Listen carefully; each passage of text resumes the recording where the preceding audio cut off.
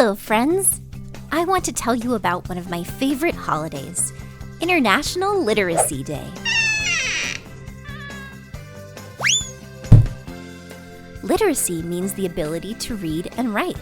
It can also mean the ability to study and understand a certain topic. Reading and writing are superpowers that we use every day. Reading helps you learn and understand new things, explore new places, and meet new people just by opening a book. Writing is a way to express yourself, your thoughts, feelings, and ideas. It's a way to share what's in your imagination with the world. There are things to read about and write about all around you, so you can practice and celebrate this holiday almost anywhere. You can read all the different road signs when you take a trip in the car. You can write about the people you see at the park, imagining who they are and what they might be doing that day.